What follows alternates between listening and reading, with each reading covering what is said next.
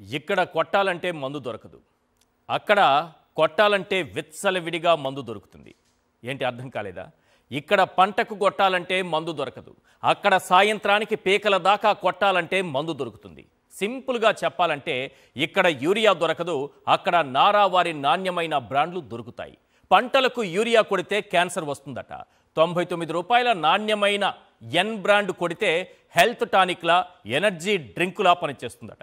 రాష్ట్రంలో ఎప్పుడూ లేని విధంగా రైతులు రాత్రి పగలు తేడా లేకుండా ఎండనక వాననక క్యూలో నిల్చొని చెప్పులు వదిలిపెట్టి యూరియా కోసం నానా అగచాట్లు పడుతుంటే ఇదే విషయాన్ని ప్రభుత్వం దృష్టికి తీసుకెళితే చంద్రబాబు నాయుడు గారు ఏమన్నారు సార్? బొక్కలో వేస్తా అన్నారు. అచ్చెన్నాయుడితో రైతులు బఫే భోజనం మింగేవాళ్లు అంటూ అవహేళనగా మాట్లాడించారు. రైతుల ఆగ్రహం చూశాక తన అవినీతి బయట పడుతుందన్న భయంతో ఇన్నాళ్లకు అసలు విషయం కక్కారు. యూరియా విషయంలో ఫెయిల్ అయ్యామని ఒప్పుకున్నారు. ముందుగా యూరియా కొరత గురించి నాడేం మాట్లాడారో, ఏ విధంగా రైతుల్ని బెదిరించారో ఒక్కసారి మీరే చూడండి.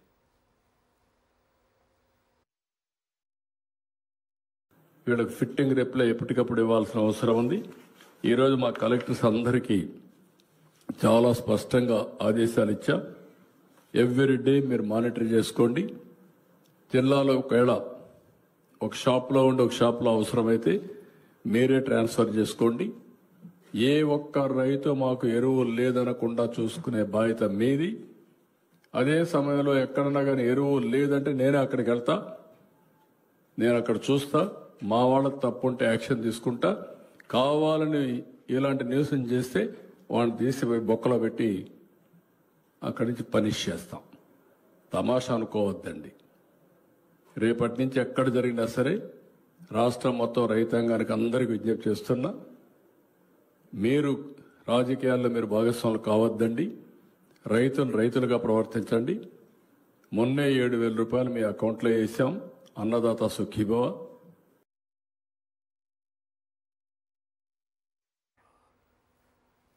రైతుల్ని బొక్కలో వేస్తారట, రాజకీయాలు చేయకూడదట. రైతులు రాజకీయాలు చేస్తున్నారా? క్యూలో నిలబడి అగచాట్లు పడుతున్నారా? ఈ రాష్ట్రంలో 99 రూపాయలకు ఉన్నటువంటి ఎన్ బ్రాండ్ విలువ రైతుల యూరియాకు లేకుండా పోయింది సార్. యూరియాలోనూ అవినీతికి పాల్పడొచ్చని, బ్లాక్ మార్కెట్కు తరలించవచ్చని, యూరియా కోటా తగ్గించుకుని కేంద్రం నుంచి ప్యాకేజీ పొందవచ్చని నిరూపించినటువంటి ఏకైక సీఎం మన చంద్రబాబు నాయుడు గారే. ఆయన సీఎంగా ఉంటే రైతులకు కష్టాలు తప్పవు. వాళ్లకు విత్తనాలు లేకుండా చేసినా, గిట్టుబాటు ధర రాకుండా చేసినా, యూరియా లేకుండా చేసినా, ఆఖరికి బషీర్బాగు వీధుల్లో కాల్చి చంపినా అంతా ఆయన గారి ఘనతే. యూరియా దొరకలేదంటే బొక్కలో వేస్తానన్న బాబు గారు దిగొచ్చారు. ఇది తమ ప్రభుత్వ ఫెయిల్యూర్ అని ఒప్పుకున్నారు. రైతుల దెబ్బ మజాక. బాబు గారు దిగిరాక తప్పలేదు. నాడు బొక్కలో వేస్తానన్న బాబు నేడు తప్పు ఒప్పుకున్న విధానం ఒక్కసారి చూడండి.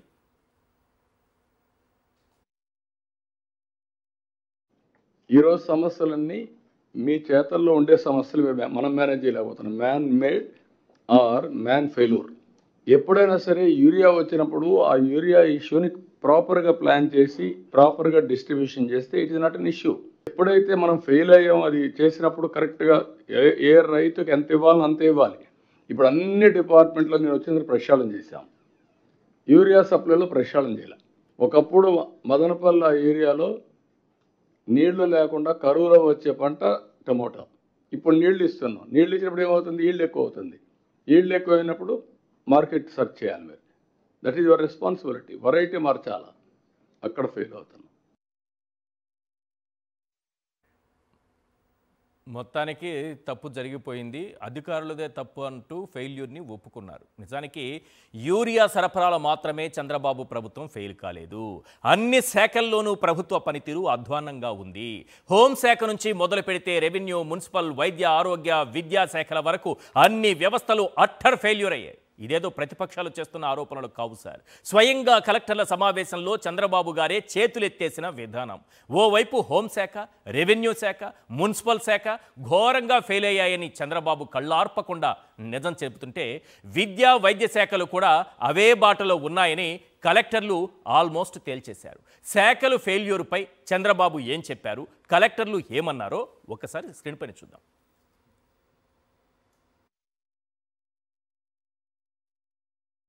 ఎవరి సర్వీస్ రేటింగ్ చేస్తే ఫీడ్బ్యాక్ తీసుకుంటే మీరు చూసి డిపార్ట్మెంట్స్ గుర్తుపెట్టుకోవాలి.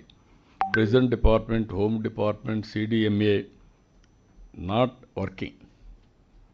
మాకు చెప్పింది మేము ఎంత పని చేపిస్తున్నామని చెప్పి అసలు పనిచేసే పరిస్థితి లేదు, అది ఫంక్షనింగ్ లేదు.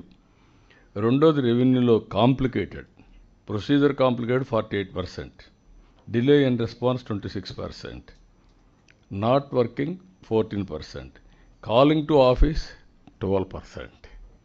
Typical revenue department. ఇది ఇంకా మారలా. This is where we are having a problem. నేను ఎంతసేపు చెప్పినా కూడా డిపార్ట్మెంట్కి వచ్చే పని లేదంటే డిపార్ట్మెంట్కి రమ్మంటున్నారు. కాబట్టి ఇవన్నీ కూడా బ్రేక్ చేయాలి. We would quickly take you through two case studies andi, ఒకటి Turkapalam and రెండోది R. Rajshuripeta. Turkapalam, there were 29 deaths that have happened over last 4 months. 20 deaths have happened in last 2 months. But ivi anta jarugutu undaga, the cause of concern is the system failure. The cause of concern is the system failure. Only one death was recorded in IHIP, which is the Integrated Health Information Portal. So there was no auto alert generated, and Asha, ANM, medical officer, nobody seems to have reported that. Similarly, the deaths that were reported, the cases that were there in Shri Hospital, Amravati Hospital, Infectious Disease Hospital, GGH, none of these places, it was, there is no mechanism which tells that Vake Prantam nunchi ekkuva deaths jaruguta unnayani. ఒక important items అన్నీ మీ డిస్ట్రిక్ట్స్లో ఎంత కావాలి ఏమిటి అనేది ఓవరాల్గా చూస్తే 2,820 కోట్లు కావాలి, కానీ అది ఫైనాన్స్ని అడగట్లేదు. మినిస్టర్ గారి ఆలోచన ఏంటంటే ఇది NRIs నుంచి, అలాగే అలమ్నై నుంచి, CSR నుంచి ఇది రైజ్ చేద్దామని చెప్పి ఈ లీప్ యాప్లోనే ఒకటి పెడుతున్నాం, డోనర్ స్పాన్సర్షిప్స్ అని. ప్రతి స్కూల్లో మీకు ఏమేమి రిక్వైర్మెంట్ ఉంది, దానికి ఎంత ఖర్చు అవుద్ది, if somebody wants to contribute డైరెక్ట్గా అక్కడ కాంట్రిబ్యూట్ చేస్తే SMCకి వచ్చేలాగా లింక్ ఇస్తున్నాం. ఈరోజు సమస్యలన్నీ మీ చేతల్లో ఉండే సమస్యలు మనం మేనేజ్ చేయలేకపోతున్నాం. Man made or man failure. ఎప్పుడైనా సరే యూరియా వచ్చినప్పుడు ఆ యూరియా ఇష్యూని ప్రాపర్గా ప్లాన్ చేసి ప్రాపర్గా డిస్ట్రిబ్యూషన్ చేస్తే it is not an issue. ఎప్పుడైతే మనం ఫెయిల్ అయ్యాం అది చేసినప్పుడు కరెక్ట్గా ఏ రైతుకి ఎంత ఇవ్వాలో అంత ఇవ్వాలి. ఇప్పుడు అన్ని డిపార్ట్మెంట్లో నేను వచ్చిన ప్రక్షాళన చేశాం. యూరియా సప్లైలో ప్రక్షాళన చేయాలి. ఒకప్పుడు మదనపల్లి ఏరియాలో నీళ్లు లేకుండా కరువులో వచ్చే పంట టమోటా. ఇప్పుడు నీళ్లు ఇస్తున్నాం. నీళ్లు ఇచ్చినప్పుడు ఏమవుతుంది, ఈల్డ్ ఎక్కువ అవుతుంది. ఈల్డ్ ఎక్కువ అయినప్పుడు మార్కెట్ సెర్చ్ చేయాలి మీరు. That is your responsibility. Variety మార్చాలా, అక్కడ ఫెయిల్ అవుతున్నాం. అవును, మాకు చేత కాదు, యూరియా ఇవ్వలేకపోయాం, యూరియా విషయంలో ఫెయిల్ అయ్యాం చెప్పేశారు క్లియర్గా. ఇప్పుడు రిపోర్టులు తెప్పించుకున్నారంట. రెవెన్యూ శాఖ ఫెయిల్, మున్సిపల్ శాఖ ఫెయిల్, అత్యంత కీలకమైనటువంటి హోంశాఖ అట్టర్ ఫ్లాప్ చంద్రబాబు నాయుడు గారు చెప్పింది. ఇక నాడు నేడు కింద పాఠశాలలు డెవలప్ చేస్తే, ఆ రోజు స్కూల్స్ అన్ని డెవలప్ చేస్తే గవర్నమెంట్ స్కూల్స్, ఈరోజు 2,820 కోట్లు విరాళాలు సేకరించాలనుకుంటున్నారట. ప్రభుత్వం పెట్టదు, విరాళాలు సేకరించి డెవలప్ చేస్తారట. ఇక తురకపాలెం ఘటనకు సంబంధించి 29 మంది చనిపోతే సిస్టమ్ ఫెయిల్యూర్ అని ఇప్పుడు ఒప్పుకుంటున్నారు. ఆ రోజు రాస్తే, ఆ రోజు ఇదే విషయాన్ని చెబితే మొత్తం అబద్ధాలని, దుష్ప్రచారం చేస్తున్నారని ఈరోజు అధికారులే కలెక్టర్ల సమావేశంలో అక్కడ కూర్చున్నటువంటి కార్యదర్శులు, కలెక్టర్లే స్వయంగా చెప్తున్నారు సిస్టమ్ ఫెయిల్యూర్. ఇంతమంది చావుల్ని పసిగట్టలేకపోయాం, కేవలం ఒక్కటి మాత్రమే నమోదు చేశారని. ఇంతకంటే సిగ్గుచేటేముంటుంది? ఇంతకంటే ఏముంటుంది? మా ప్రభుత్వం ఏది చేయటానికి మా ప్రభుత్వానికి చేత కాదని వాళ్లే ఒప్పుకున్నట్టుగా ఉంది. అయ్యా చంద్రబాబు నాయుడు గారు, ఏదో యూరియా సరఫరాలో ఫెయిల్ అయ్యాం, రెవెన్యూ శాఖ పనితీరు బాగాలేదు, హోంశాఖ పనితీరు అధ్వానంగా ఉంది, మున్సిపల్ శాఖ మెరుగుపడాలి, ఈ డబ్బా కబుర్లు మాకు అవసరం లేదు. మీ ప్రభుత్వం చేతగానితనం ఏ స్థాయికి వెళ్ళిపోయిందంటే, మిర్చి రైతును చూసాం, పత్తి రైతును చూసాం, పొగాకు రైతును చూసాం, మామిడి రైతును చూసాం, టమాటా రైతును చూసాం, ఇప్పుడు ఉల్లి రైతుల వంతు వచ్చింది. మీ ప్రభుత్వ అసమర్థత, చేతగానితనానికి మద్దతు ధర లేక ఉల్లి రైతు అల్లాడిపోతుంటే ఈ కర్నూలు మార్కెట్ యార్డులో ఏం జరిగిందో మీకు తెలుసా? ఉల్లి పంట వేసిన రైతులు పొలాల్లో ఏం చేస్తున్నారో మీకు తెలుసా? అసలు మీ ప్రభుత్వానికి సమర్థత మాత్రమే కాదు, మనసు, కరుణ, దయ, జాలి, మానవత్వం ఇలాంటివి ఏవీ లేవు. కేవలం మద్యం వ్యాపారం చేసుకోవడం, ఇసుకను దోచుకోవడం, అక్రమ కేసులు పెట్టడం, ప్రభుత్వ మెడికల్ కాలేజీలను అమ్మేయడం. మీ ప్రభుత్వ చేతగానితనం ఇప్పుడు రైతులకు శాపంగా మారింది సార్. ఇటు పొలాల్లో అటు కర్నూలు మార్కెట్ యార్డ్లో ఉల్లి రైతుల దుస్థితి ఎలా ఉందో ఒక్కసారి స్క్రీన్ పైన చూడండి.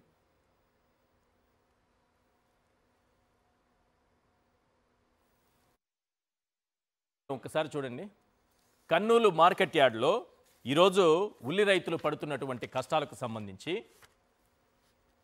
ఉల్లి రైతులు ధర లేక కనీసం ప్రభుత్వం 1200 కొంటానని కొనకుండా చేతులెత్తేసి 800 క్వింటాల్ 800 కూడా కొనలేని పరిస్థితులకు వచ్చేస్తే ఇక ఆ పంటని ఏం చేసుకోవాలో, వచ్చినటువంటి ఉల్లిని ఏం చేసుకోవాలో తెలియక మార్కెట్లోనే వదిలే వెళ్ళిపోయారు సార్ రైతులు. చుట్టుపక్కల గ్రామాల ప్రజలు వచ్చి మూటలు మూటలుగా బస్తాలుగా తీసుకెళ్ళిపోతున్నారు. ఏంటి దౌర్భాగ్యం? ఎంత కష్టపడి ఉంటాడు రైతు? 1 ఎకరా ఉల్లి పండించడానికి ఆ రైతు పడిన కష్టం ఎంత, పెట్టిన పెట్టుబడి ఎంత? ఈరోజు ప్రజలు అక్కడ పడేసినటువంటి ఉల్లిని ఎత్తుకుపోతున్నారంటే ఇంతకంటే దౌర్భాగ్యం ఈ ప్రభుత్వంలో ఇంకోటి ఏదైనా ఉంటుందా? 1 ఎకరా ఉల్లి పండించడానికి, పంట వేయడానికి దాదాపు 70,000 నుంచి 1,00,000 రూపాయలు ఖర్చు అవుతుంటే వాళ్లకు కనీసం క్వింటాల్కి 2,000 రూపాయలు కనీసమైనా వస్తే కానీ బ్రతకలేని పరిస్థితుల్లో దాన్ని 1,200కు చేసి ఇప్పుడు నాణ్యత పేరుతో 800కు కోత కోసి అవసరమైతే తాడేపల్లిగూడెం మార్కెట్ యార్డుకి తీసుకెళ్ళమంటారు. అక్కడికి పోతే ఏముంటుంది సార్? అది ప్రైవేట్ యార్డు.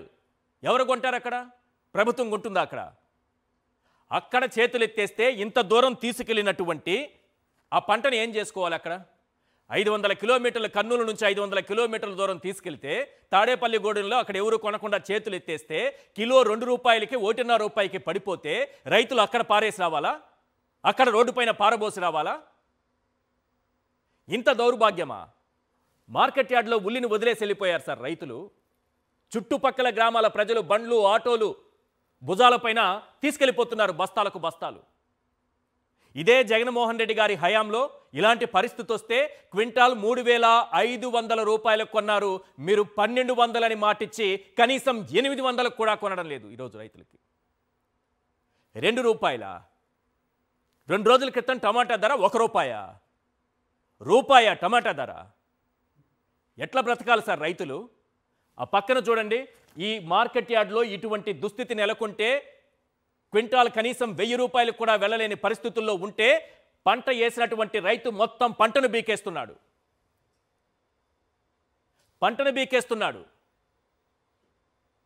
ఎంత సార్? వాళ్ళకేమో రూపాయి రాదు, ఉల్లి రైతుకు రూపాయి రాదు కిలో, టమాటా రైతుకు రూపాయి రాదు. కానీ 99 పైసలకు భూములు భలే దొరుకుతాయి సార్ మనకి. ఎకరా 99 పైసలకి అద్భుతంగా దొరుకుతుంది రాష్ట్రంలో. అంటే అన్నిటిని రూపాయికి తీసుకొచ్చేయాలనుకున్నారా? మీరు అమ్మేసే దోచుకునే భూములు, కట్టబెట్టే భూములు, పంటలు మొత్తం రూపాయికి తీసుకొచ్చేశారు. 99 పైసలు ఉల్లి ధర చూస్తే 2 రూపాయలు, టమాటా ధర 1.5 రూపాయి.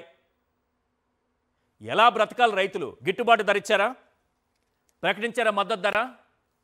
పెట్టుబడి సాయం అందించారా? 2 దఫాలుగా వాళ్ళకిస్తానన్న 20,000 కలిపితే 40,000 మీరిచ్చింది వాళ్ళ మొఖాన కొట్టింది కేవలం 5,000. పెట్టుబడి సాయం ఎక్కడుంది సార్ వాళ్ళకి? ఆర్బీకేలు ఈరోజు ఏమైపోయాయి సార్? మద్దతు ధర లేదు, పెట్టుబడి సాయం లేదు, ఆర్బీకేలు నిర్వీర్యం, యూరియా లేదు, ఉచిత పంటల బీమాకు మంగళం బాడేశారు, ఇన్పుట్ సబ్సిడీ గగనం. ఇక రైతుల పరిస్థితి ఇది. చేతగాని ప్రభుత్వం, మాది అసమర్థ ప్రభుత్వం అని మీకు మీరుగా ఒప్పుకున్నారు. కానీ ఇంత దారుణమైన స్థితికి తీసుకెళ్తారని ఎవరూ అనుకోలేదు. ఇదా రైతులు కోరుకున్నది?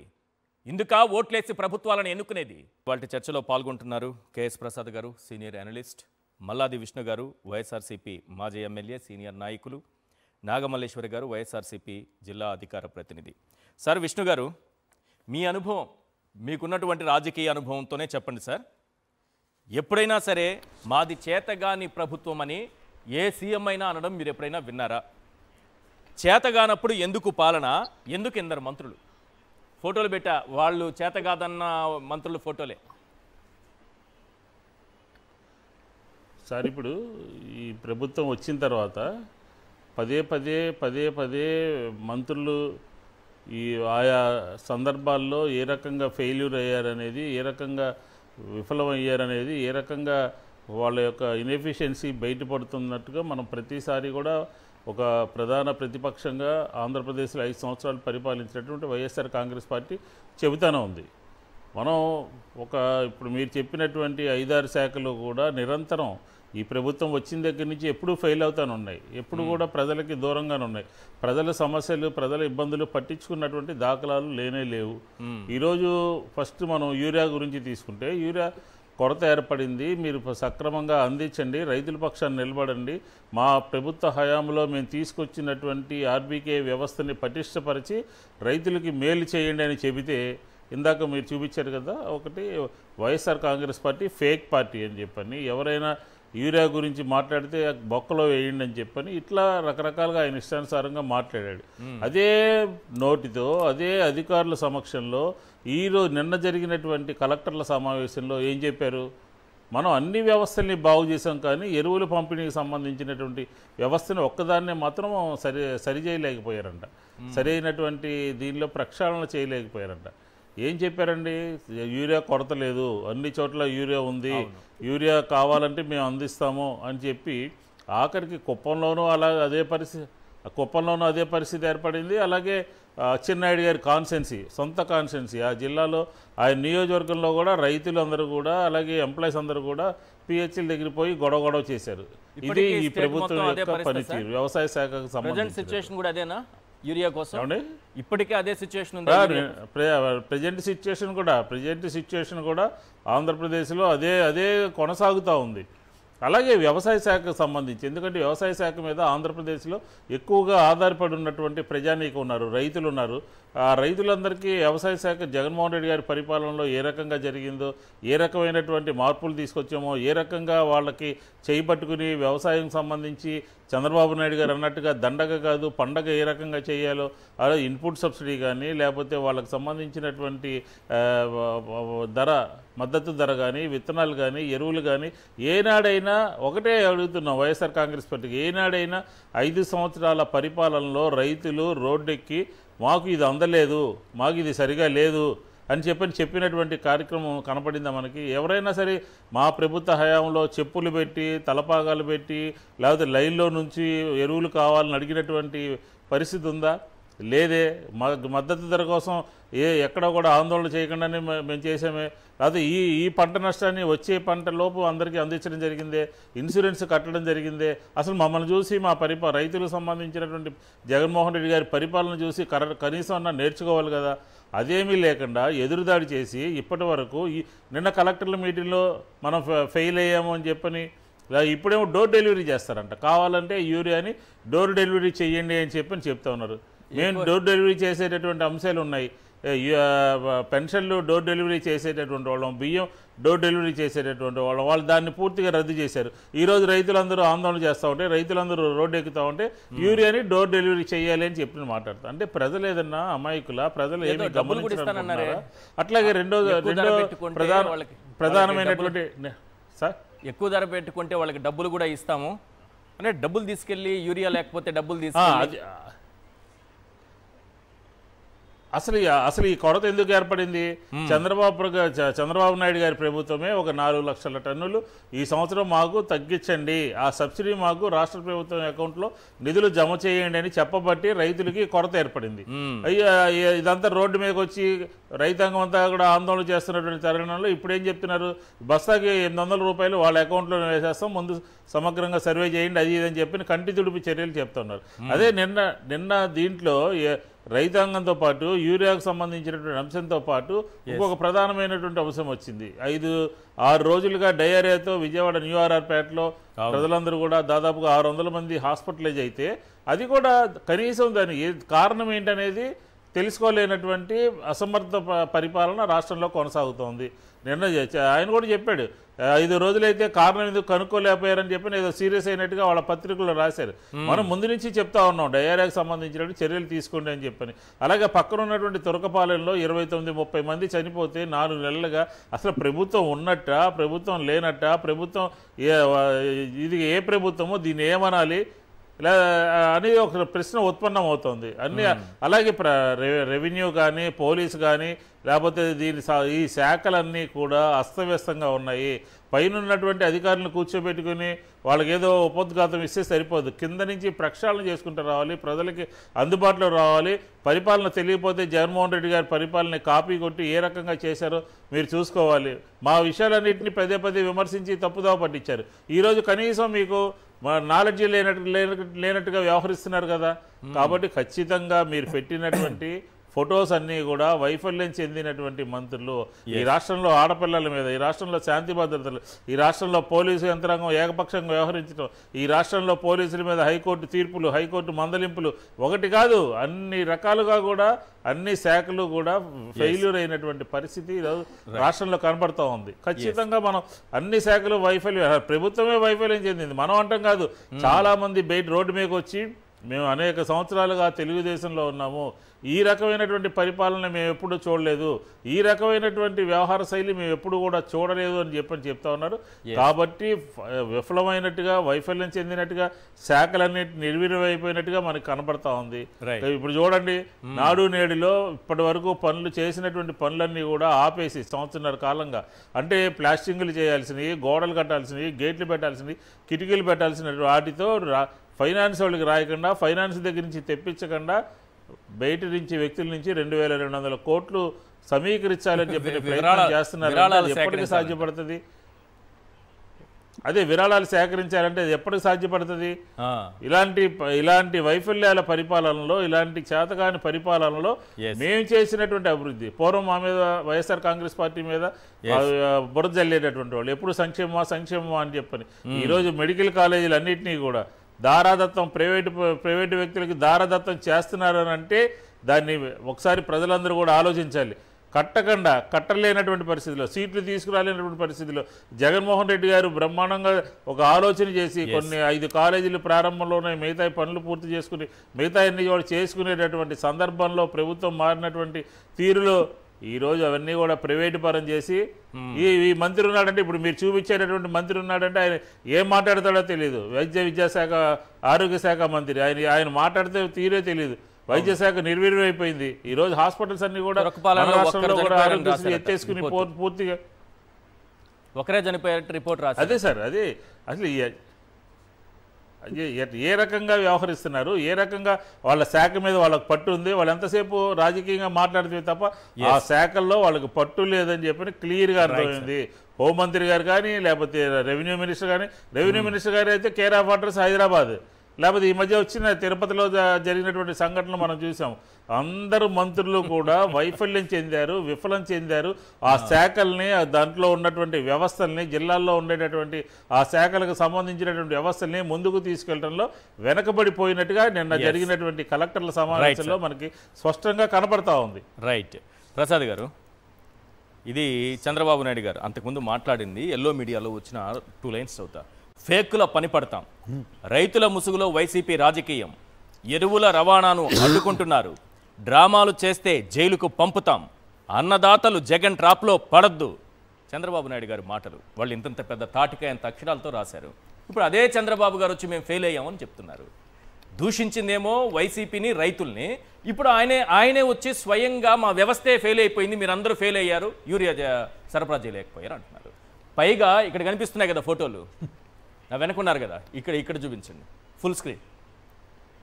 వీళ్ళందరూ, లేదా నా వెనక ఇక్కడ ఉన్నవాళ్ళు, వీళ్ళందరూ ఫెయిల్ అని అన్ని శాఖల గురించి మాట్లాడుతున్నారు. ముందుగా సాక్షి ప్రేక్షకులకు నమస్కారం అండి. అలాగే ప్యానల్లో ఉన్న పెద్దలు విష్ణు గారికి, మల్లేశ్వరంకి, మీకు కూడా నమస్తే సార్. సార్, ఒక విషయం నేను చెప్తాను, మీరు ఏదైనా చెప్పండి కానీ పవన్ కళ్యాణ్ గారికి, లోకేష్ గారికి ఎక్స్క్యూజ్ ఇవ్వండి. ఎందుకంటే కలెక్టర్ కాన్ఫరెన్స్ వాళ్ళు ఇద్దరు లేరు. ఈరోజు కాసేపు వచ్చి వెళ్ళారట, ఇవాళ వచ్చారు, నిన్నైతే లేరు. అట్లా వచ్చి నిన్న లేరు. కానీ ఎందుకు పెట్టాల్సి వచ్చిందానికి ఆయన పేరు ప్రస్తావించలేదు కానీ మీరు అడుగుతారేమో. జనవరి నుంచి ఆగస్టు వరకు సార్ ఈ రాష్ట్రంలో 31 లక్షల మంది అధికారికంగా రికార్డుల ప్రకారం జ్వరం బారిన పడ్డారు. ఇందులో పారిశుద్ధ్య లోపం, గ్రామీణ ప్రాంతాల్లో రూరల్ ఏరియాలో పారిశుద్ధ్య ప్రాంతం, పారిశుద్ధ్యం లేక ఈ రోగాల బారిన పడ్డారని ఈనాడులో, నేనేం మళ్ళీ వేరే పేపర్ల గురించి కూడా నేను ప్రస్తావించట్లేదు, ఈనాడు దినపత్రిక రాసింది. మరి ఫెయిల్యూర్ కాదా అది? మీరు 30 లక్షల మంది ఏంటి సార్ జ్వరాల బారిన పడేది? మీరు ఆ పచ్చల్లో స్మరించిపోతే మీకు అవదు. కానీ ఒక విషయం నేను చెప్పగలుగుతాను, ఈ ప్రభుత్వం అంటే 3 మాటల్లో చెప్పొచ్చు. యూరియా, డయేరియా అండ్ వెకటకవి తెనాలి రామకృష్ణుడు. ఇంతకు మించి ఇంకేమి దీనికి పెద్ద ఎలాబరేషన్ ఎక్స్పాన్షన్ అక్కర్లేదు. ఎందుకంటే ఇప్పుడు వెకటకవి తెనాలి రామకృష్ణుడు అంటే మా అనితమ్మ గారు. సబు సందర్భం లేపన ప్రతిదానికి పవర్ పాయింట్ ప్రజెంటేషన్లు అవన్నీ కొత్తగా నేర్చుకున్నట్టుకున్నారు. టీచర్ అమ్మ గారు కాబట్టి ప్రజలకు బోధిద్దాం అన్న కాన్సెప్ట్లో ప్రతిదాన్ని ఎటకారం చేస్తూ అసలు విషయాన్ని వదిలేస్తే ఎలా ఉంటుంది అన్న దగ్గర మీరు అన్నట్టు 30 లక్షల పై చిలుక అన్న దగ్గర ఈ వానాకాలం ప్రికాషనరీ ఫ్రంట్లో డయేరియా అనే దాని గురించి పూర్తి అవగాహన ఉన్న ఎవరైనా సరే కాలువల్లో బ్లీచింగ్ వేయడం, దోమలు నివారించడానికి, దోమల మీద యుద్ధాలు వాళ్ళక్కడ చేయక్కర్లేదు. నారాయణ గారు ఫోటో ఖచ్చితంగా నారాయణ పెట్టాలి. ఈ రోజు ఈ ప్రభుత్వం ముఖ్యంగా తెలుగుదేశం ఈ దౌర్భాగ్య స్థితి కర్త కర్మక్రియతనే ఈ దిక్కుమాల వ్యాపార ధోరణిలో ఏదైతే ప్రభుత్వం నడిపిస్తారో ప్రజాస్వామ్యాన్ని భ్రష్టు పట్టించినట్టే లెక్క. తలక తోకలేని ఆరోగ్య శాఖ మంత్రిని తీసుకొచ్చి ఆ ధర్మవరం ప్రజలను అనాలి. ఒకే ఒక్క మరణం అని చెప్పాడు. ఎంతమంది చచ్చిపోయారు సార్ తొరగపాలెంలో? దగ్గర 29 మంది. ఇవాళ విజయవాడ పరిసర ప్రాంతంలో డయేరియా బాధితులు హాస్పిటల్ 600 పైచిలుక నిండిపోయి ఉన్నారు. 600 పైచిలుక. ఎస్. ఈ రోజుకి కూడా బాధ్యతారహిత్యంగా ఉండి ఆ వ్యవసాయ శాఖ మాత్రం పంతిపోయినాలకు వస్తారా? ఆ పోలీసు వాళ్ళని బూతులతో తిట్టడం, రైతులు మనకన్నం పెట్టే వాళ్ళు కూడా పంతిపోయినారట. వాళ్ళు అన్నం పెడితేనే మనం తింటున్నారా బాబు రైతులు? ఇది కూడా తెలియని వాళ్ళు. ఇంకా మిగిలిన రెవెన్యూ శాఖ మంత్రి మా విష్ణు గారు బాగా చెప్పారు. తిరుపతి తీర్థయాత్రలా లేకపోతే ఇంకే యాత్రలో నాకైతే తెలీదు. అలాగే విశాఖపట్నం నుంచి హైదరాబాద్ వచ్చి సెటిల్మెంట్లు ఇవన్నీ చూస్తున్న దగ్గర నేను కదా తపేలా పేపర్లోనే రాశారు. చంద్రబాబు నాయుడు గారు కూడా చెప్పారు రెవెన్యూ శాఖ ఫెయిల్ అని. ఈ రోజు చెప్పారు. అదే కాదండి, నేను ఒకటే చెప్తున్నాను, జగన్మోహన్ రెడ్డి అనే వ్యక్తి ఎప్పుడైతే ఆర్బీకే వ్యవస్థ, సచివాలయ వ్యవస్థ, నాడు నేడు స్కూల్ పరివర్తన అండ్ విలేజ్ క్లినిక్లు వాటిని ఎప్పుడైతే మొట్టు పెడదాం అన్న దాంట్లో వీళ్ళకి మొట్టుకేలు పడుతున్నాయి. రెవెన్యూ శాఖలో దగ్గర 600 పైచిలుక సేవల్ని ఈ సచివాలయ వ్యవస్థ త్రూగా ప్రజలకి చేరువ చేసే దగ్గర ఆయనే చెప్పాడు మోర్ దెన్ 12% ఆఫీస్కి రప్పించుకుంటున్నారని. That itself is a measurable failure. ప్రజలకి నాడు సింగిల్ విండో పథకం, తర్వాత మీ సేవ పథకం కిరణ్ కుమార్ రెడ్డి గారు 22-23 తర్వాత ఈ రోజు వచ్చిన సచివాలయ వ్యవస్థలుగా ప్రజలకి రెవెన్యూకి సంబంధించిన ప్రతి అంశం డోర్ స్టెప్ దగ్గర సర్వీసెస్ ఉన్న దగ్గర ఏ మొహాలు పెట్టుకుని వీళ్ళు ఆఫీసుకి పిలిపిస్తున్నారో సార్ చూడండి. అది ఖచ్చితంగా మిఠా వ్యాపారమే. రైట్. ఇక లోకేష్ గారి గురించి కూడా సార్ టైం ఎందుకు పెట్టామనేది చెప్పాలి కదా సార్. అది ఎందుకు అంటే చంద్రబాబు నాయుడు గారు చెప్పిన విషయాన్ని చెప్పాలి కదా. మనం తల్లికి వందనం ఇచ్చినప్పటికీ ఎందుకు వెనుకబడ్డామో తెలియడం లేదు. అధికారులు డబ్బులిచ్చి కూర్చోవడం కాదు, ఏం జరుగుతుందో చూడాలి. పాఠశాల విద్యలో ఫలితాలు అంతంత మాత్రంగానే ఉన్నాయి. 10 ఇంటర్ ఫలితాల్లో కూడా వెనకబడ్డాం. స్వయంగా చంద్రబాబు నాయుడు గారు నేను చెప్పిన మాట సార్. నేను అదే చెప్తున్నాను. దానికి ఉటంకించి 95 లక్షల మంది పిల్లలు ప్రత్యక్షంగా చదువుకుంటుందేరా 13,500 కోట్లు అవసరమైతే 8,000 కోట్లు మాత్రం బడ్జెట్ అలొకేషన్స్ చేస్తే ఏ పిల్లలకి ఇచ్చారో సార్ చెప్పమనండి. ఇదొక ఎత్తి అయితే నాడు నేడు స్కూల్ పరివర్తనలో బడ్జెట్ అలొకేషన్ ఈ 2 ఓటాన్ అకౌంట్ బడ్జెట్ మొన్న పెట్టిన మార్చి బడ్జెట్లో దిక్కు దివాన లేకపోతే నాడు నేడు స్కూల్లో మిగిలిన 45 లక్షల పైసలకు ఉన్న 45,000 పైసలకు స్కూల్లో ఉన్న దగ్గర వీళ్ళ పరివర్తనలు చూస్తే విద్యాశాఖ ప్రిన్సిపల్ సెక్రటరీ ఏం చెప్తున్నాడండి? హోమ్ మినిస్టర్ ఫైనాన్స్ మినిస్టర్కి ఇండెంట్ పెట్టకుండా సిఎస్ఆర్ యాక్టివిటీస్ అంటే గత ప్రభుత్వం మీకు మళ్ళీ చెప్తున్నాను, ఆలగడ్డ, ఏలూరు ఈ ప్రాంతాల్లో కంపెనీలు ప్రోత్సహించి హాస్పిటల్లో మెడికల్ ఎక్విప్మెంట్కి సిఎస్ఆర్ యాక్టివిటీకి తీసుకొచ్చారు. ప్రభుత్వ పరంగా మీరు చేస్తుంటే సిఎస్ఆర్ యాక్టివిటీ గత ప్రభుత్వంలో బైజూస్ ప్రోడక్ట్ ఎలా ఇచ్చారండి? సిఎస్ఆర్ యాక్టివిటీ పరంగా ఇచ్చారు. రాష్ట్ర ఖజానా నుంచి ₹1 ఖర్చు పెట్టలే. అవి మనం చేస్తే స్వచ్ఛందంగా వచ్చే వాళ్ళు ఉంటారు. ఈ లేవి చేయకుండా ఒళ్ళొంగకుండా కూర్చుని గోపెట్ల ఇవాళ కలెక్టర్ కాన్క్లేవ్కి ఏదో పేరెంట్కి వచ్చినట్టు వచ్చి వెళ్తే ఏ విధంగా ప్రక్షాళించబడతాయి? ఖచ్చితంగా నాడు నేడు స్కూల్ పరివర్తన it's an on going process. శాశ్వత పరిష్కారాలు అవి.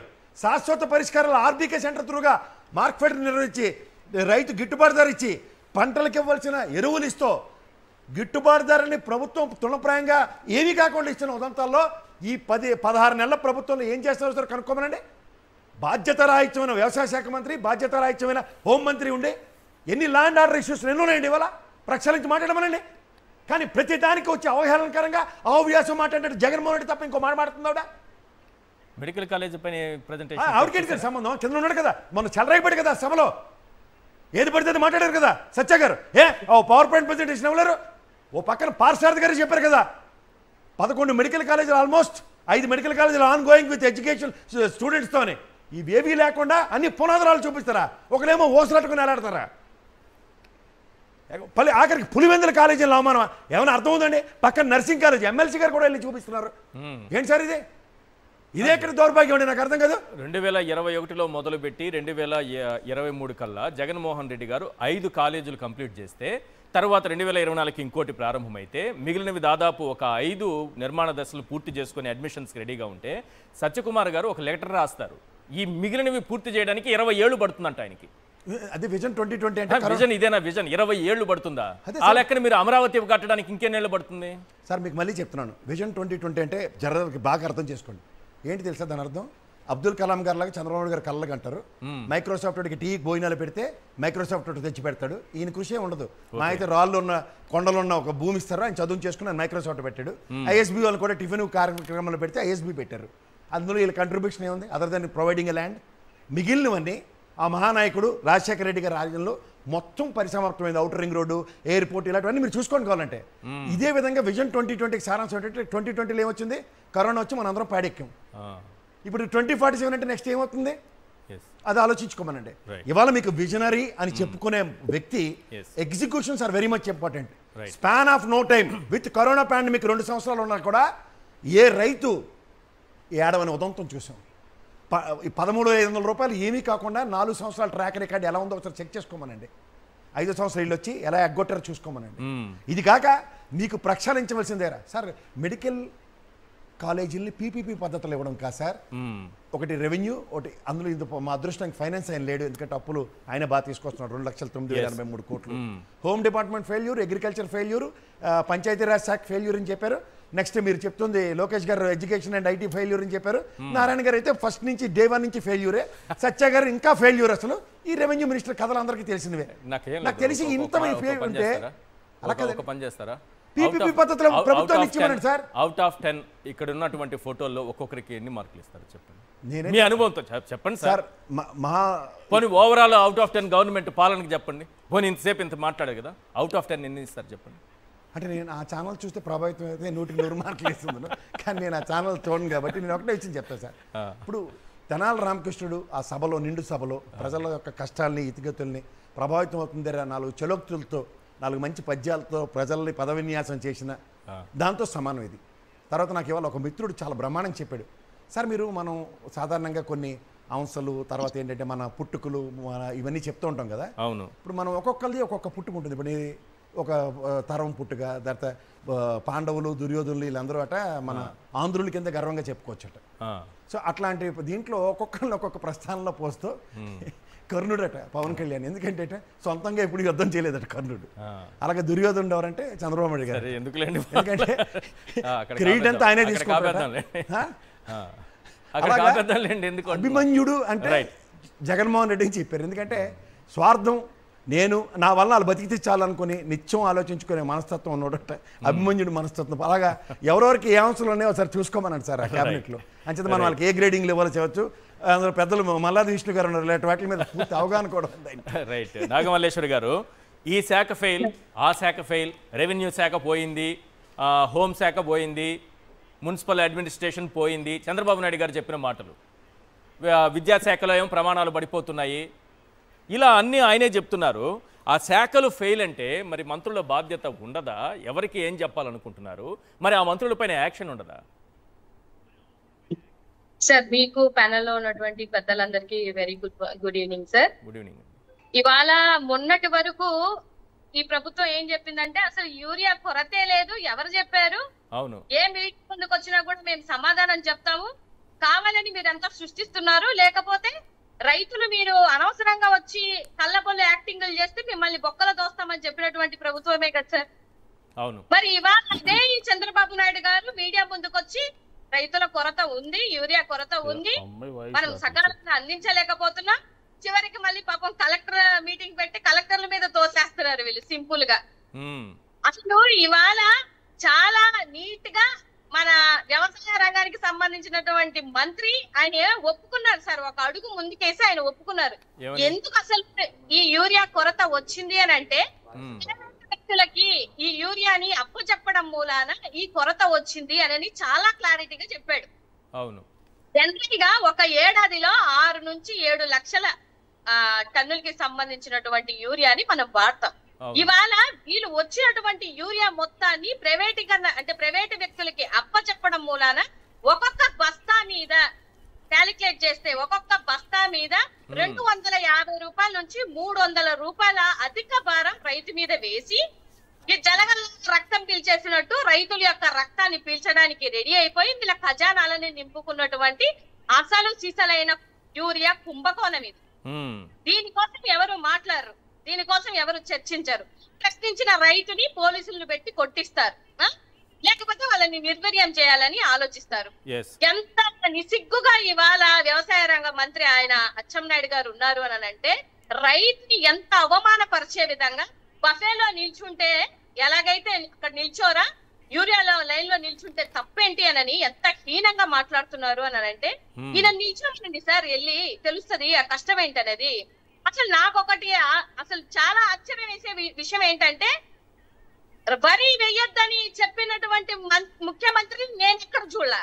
అసలు రైతుకి మీరెవరండి? ఏ పంట వేయాలి, ఏ పంట పండించాలని చెప్పే సలహాలు ఇచ్చే వాళ్ళంతా అర్థం కానటువంటి విషయం.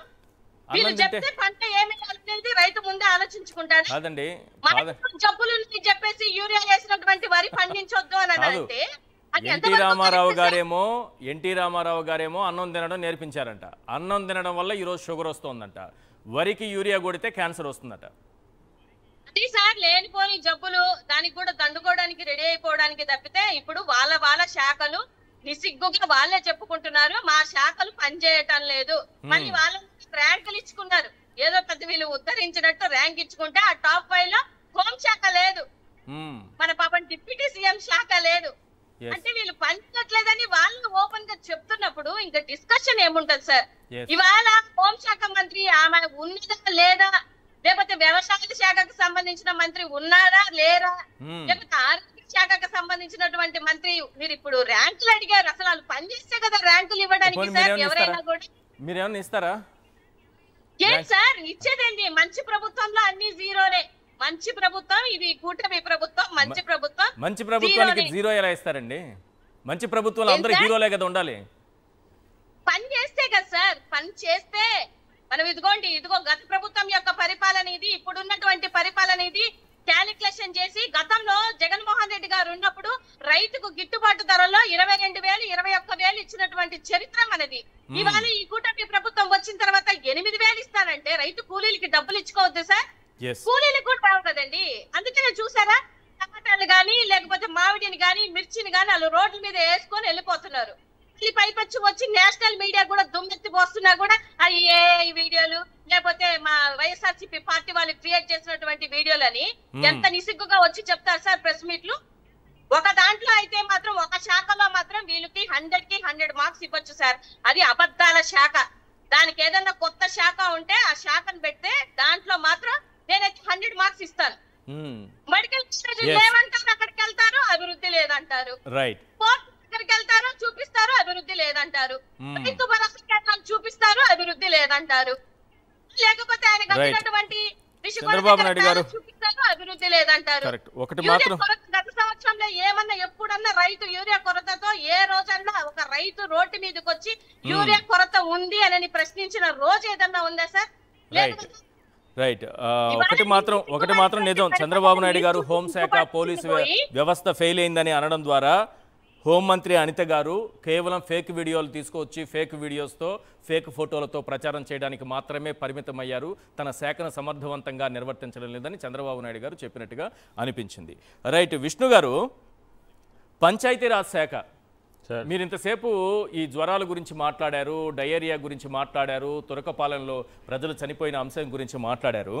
మనం పంచాయతీరాజ్ వ్యవస్థ యొక్క బాధ్యతలు చూస్తే, ఎందుకంటే బాధ్యతలు చూస్తే నేను ఎందుకు చెప్తున్నానంటే, పాపం ఆ శాఖ మంత్రికి మనం చేయాల్సిన బాధ్యతలు ఏంటన్నా తెలుసో తెలియదు అని, ఆయనకి అదైనా తెలుసా లేదా అనేది. ఇందులో ప్రధానమైనది ఆరోగ్యం మరియు పారిశుద్ధ్యం.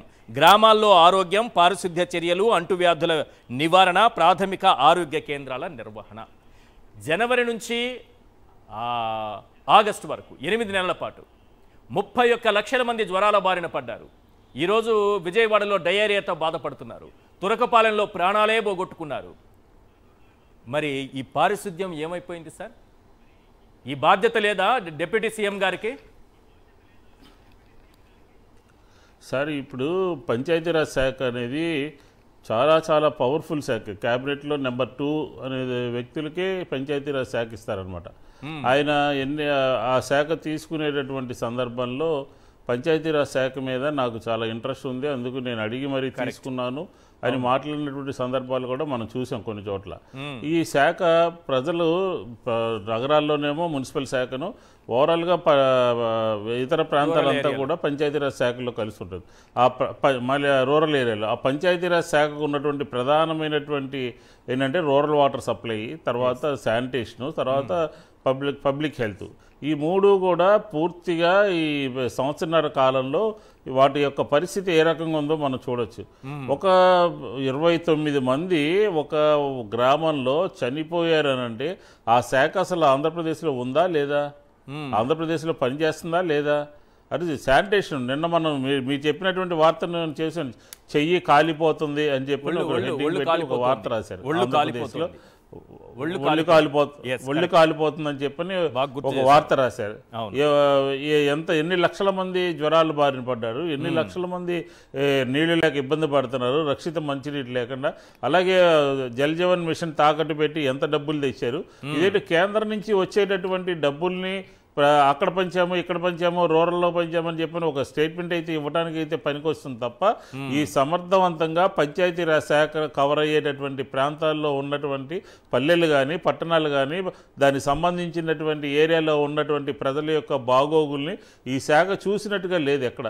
చూస్తే ఇంత అసలు ఒకవేళ నిన్న వార్త వచ్చినట్టు ఇమీడియట్గా ఆ పంచాయతీరాజ్ శాఖ మంత్రి గారు ఆ అధికారులందరూ కూడా పిలిపించి ఏం జరిగింది, ఎక్కడ జరిగింది, ఎట్లా ఉంది, దీనికి కంటింజెన్సీ ప్లాన్ ఏంటి, దీనికి ఏం చేయాలి, ఏ రకంగా రక్షిత మంచినీరు వాడాలి, ఎలాగ ప్రజల్ని అప్రమత్తం చేయాలి అని చెప్పి ఏదైనా తీసుకున్నారా? తీసుకోలేదు కదా. అందుకనే దాన్ని ఫెయిల్ అంటాం, అందుకనే దాన్ని వైఫల్యం అంటాం, అందుకనే దాన్ని ప్రజలకి పని చేయలేకపోతుంది పంచాయతీరాజ్ శాఖ అని అంటాం. అనటంలో తప్పు లేదు. ఎందుకనంటారు, ఇలాంటి చర్యలన్నీ కూడా చేపడుతున్నారు కాబట్టి. ప్రజా ఆరోగ్యం పట్ల శ్రద్ధ లేదు, పారిశుద్ధ్యం మీద అసలు శ్రద్ధ లేదు. ఈరోజు మా ప్రభుత్వం ఉన్నప్పుడు ఏ రకంగా ఉండేది, చెత్త పన్ను వసూలు చేస్తున్నారు, చెత్త ప్రభుత్వము అది ఇదని చెప్పని మమ్మల్ని విమర్శించేవాళ్ళు. ఈరోజు ఏ నగరానికి పోయినా ఏ గ్రామానికి పోయినా కూడా చెత్త అంతా కూడా ఊరి బయట దర్శనమిస్తుంది. పైగా ఇన్ని లక్షల టన్నుల చెత్త వదిలేసి వైఎస్ఆర్ కాంగ్రెస్ పార్టీ ప్రభుత్వం వెళ్ళిపోయిందని చెప్పి పదే మమ్మల్ని విమర్శిస్తున్నారు. మా మోడల్ అవలంబించాలి కదా, ఇంటింటికి వెళ్ళి చెత్త సేకరించడము, తడి చెత్త పొడి చెత్త మార్పు చేయడము, దాన్ని తీసుకెళ్ళి వేరే చోట డంప్ చేయడము, ఈ రకమైనటువంటి కార్యక్రమాలు చేశాము. ఈ పంచాయతీరాజ్ శాఖలో ఎలాంటిది ఏదైనా జరిగిందా? ఇలా ఏ రకమైనటువంటి కార్యక్రమాలు తీసుకున్నారో. కాబట్టి పంచాయతీరాజ్ శాఖ రక్షిత మంచినీరు ఇవ్వడంలో కానీ, ప్రజా ఆరోగ్యం కాపాడటంలో కానీ, గ్రామాల్లో పారిశుధ్యము సరిగ్గా సక్రమంగా నిర్వహించడంలో కానీ అట్టర్ ఫెయిల్యూర్ అయిందని చెప్పొచ్చు మనం. రైట్, చెప్పండి. ఎలా చెప్పొచ్చు అంటే దీనికి తోడు ఈ దైద్రగూడ తపేలా ఛానల్ ఎలా ఉన్నాయో కూడా చెప్పాలంటే, ఓటాన్ అకౌంట్ మీకు గ్యాప్ కొంత సార్ 24-25 బడ్జెట్ పెట్టారు. అందులో 241.81 లక్షలు ఏలూరు, రాజమండ్రి, నంద్యాల కాలేజీలో అవసరమైన పరికరాలు కొనమని జీవో నెంబర్ 664 నవంబర్ 1, 2024 రిలీజ్ చేశారు. రెండోది ఇదే 613 జీవో తేదీ 15 అక్టోబర్ 2024 ఓటాన్ అకౌంట్ తర్వాత పెట్టిన దాంట్లో విజయనగరం మెడికల్ కాలేజీకి అసిస్టెంట్ ప్రొఫెసర్ ట్రాన్స్ఫర్ జీవో 606. అంటే అక్కడ కాలేజీ ప్రొఫెసర్లు లేకపోతే ఎలా ట్రాన్స్ఫర్ చేస్తారు? 606 తేదీన 8 అక్టోబర్ 2024 ఏలూరు ప్రభుత్వ మెడికల్ కాలేజ్ నుంచి ఎల్లాప్రగడ సుబ్బారావు గారి పేరు పెట్టాలని జీవో నెంబర్ 167. కాలేజీ లేకపోతే పేరు ఎలా పెడతారు? అలాగే మచిలీపట్నం ప్రభుత్వ మెడికల్ కాలేజీకి పెంగళ వెంకయ్య గారి పేరు పెడుతూ జీవో నెంబర్ 132 అక్టోబర్ 21, 2024. అలాగే ఫేజ్ 1 కింద విజయనగరం, మచిలీపట్నం, ఏలూరు, రాజమండ్రి, నంద్యాల ప్రభుత్వ మెడికల్ కాలేజీకి పేర్లు, ఫేజ్ 2 కింద ఆదోని, మదనపల్లి, పులివెందుల, మార్కాపురం, పాడేరు ప్రభుత్వ మెడికల్ కాలేజీల పేర్లు, YSR cancer centre Kadapa, YSR kidney research and hospital Palasa పేర్లు మారుస్తూ జీవో నెంబర్ 103 తేదీ ఆగస్టు 29, 2024. మీరు అన్నట్లు కాలేజీలు కట్టకుండా ఉంటే ఫేజ్ 1, ఫేజ్ 2 కాలేజీలకు పేర్లు ఎక్కడి నుంచి పెడతారు?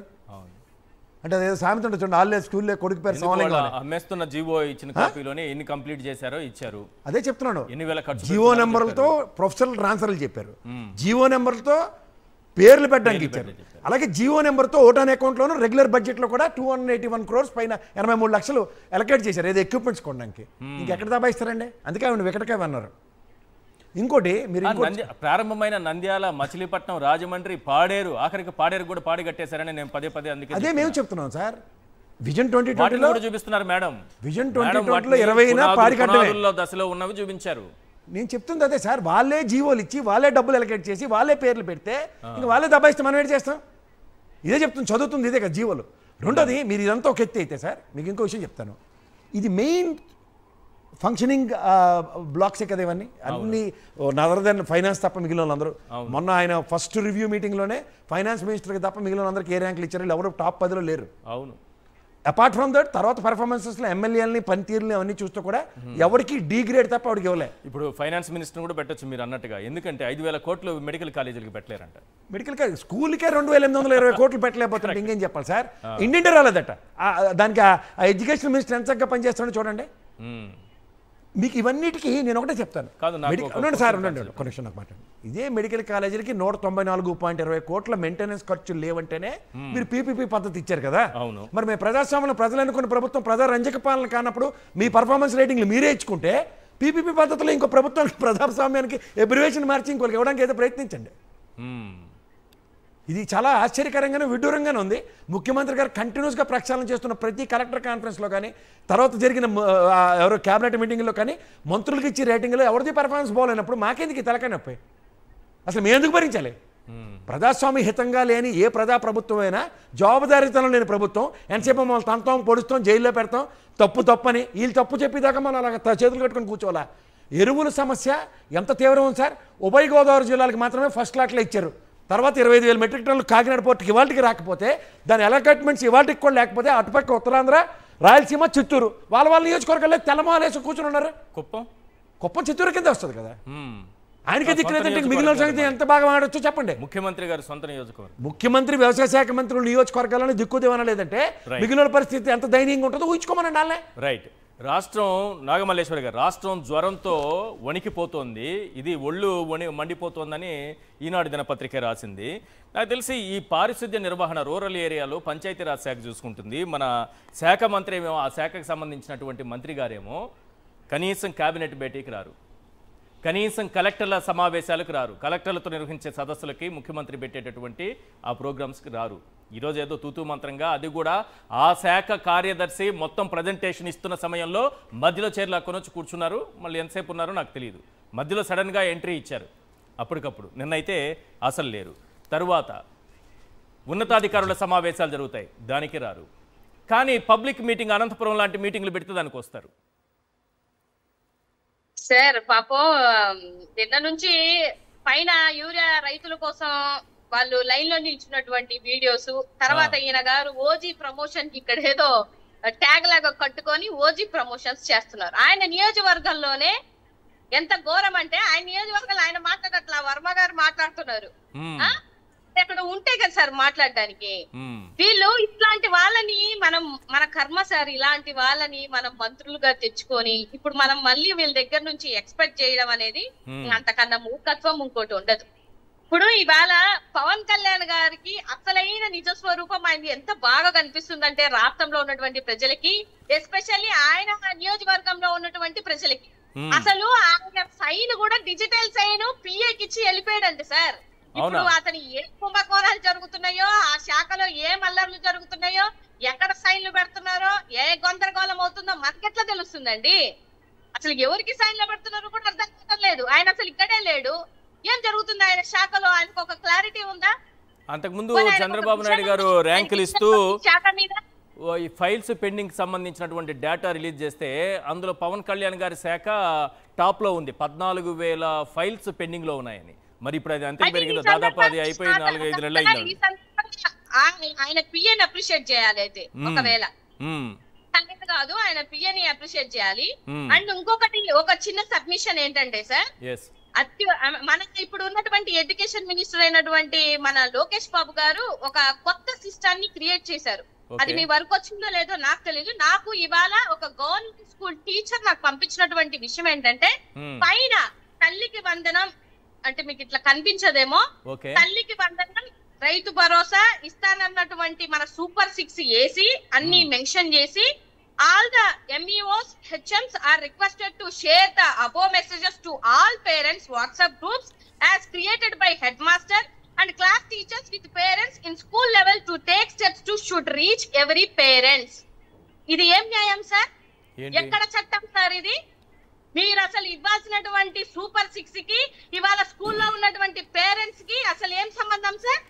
వాళ్ళకి గ్రూప్ క్రియేట్ చేసి మీరు స్కూల్లో పేరెంట్స్ అందరికి రైతు భరోసా ఇస్తున్నాము, యూరియా కొరత లేదు, అయినా కూడా వైఎస్ఆర్సీపీ కావాలని ఇలాంటివన్నీ క్రియేట్ చేస్తుంది, తల్లికి వందనం మేము ఇస్తున్నాము, వాళ్ళకేం సంబంధం పెన్షన్స్ మేము అసలు? ఇస్తున్నాము. పేరెంట్స్కి ఏం సంబంధం? సంబంధం ఏంటి సార్?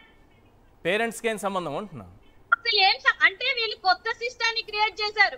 ఎంత లెవెల్లో వీళ్ళు ఎక్కడి నుంచి ఈ అంటే భయం నుంచి పుట్టుకొచ్చినటువంటి వీళ్ళని తప్పటడుగు అది. కొనసాగించుకోవాలనే ఆలోచన దృక్పథంతో ఉన్నారు. భయం ఒకసారి భయం గమనించాలి భయం నుంచి సార్. పుట్టుకొచ్చిన తప్పటడుగు. ఇది డెఫినెట్ గా ఇది అన్ని ఈ సర్క్యులర్ అన్ని టీచర్స్ కి అన్ని స్కూల్స్ కి వెళ్ళాయి. Yes. ఒకసారి రీచెక్ చేయండి సార్. రైట్ అండి. థ్యాంక్ యూ అండి నాగమల్లేశ్వరి గారు. రైట్ చెప్పు. జీవోలు 137, 132 అండ్ 613. రైట్. బాబు ఇది ఒకసారి చూపించమ్మా. మనం సాక్షి అంటే నిజాలతోనే మాట్లాడుతుందని తెలియాలి వాళ్ళకి. GO number 137, 132 and 613. ఓకే. ఈ 3 జీవోలు ఏంటంటే ఒకటి ప్రొఫెసరల్ ట్రాన్స్ఫర్కి సంబంధించింది, ఇంకోటి మెడికల్ కాలేజీ పేర్లు పెట్టడానికి. సో వాళ్ళే ఒప్పుకోవాలి ఈ విషయంలో, అడ్డంగా దబాయిస్తున్నారని. ఇంకెంతకన్నా మన దగ్గర మంచి సాక్ష్యాలు చూపించారు. థ్యాంక్ యూ సార్ చర్చలో పాల్గొన్నందుకు. ప్రసాద్ గారు, మల్లాది విష్ణు గారు thank you so much sir ఇవాళ చర్చలో జాయిన్ అయినందుకు. అలాగే నాగమల్లేశ్వరి గారు థ్యాంక్ యూ అండి. ఇది వాళ్ళ చర్చా కార్యక్రమం చూస్తూనే ఉండండి సాక్షి టీవీ.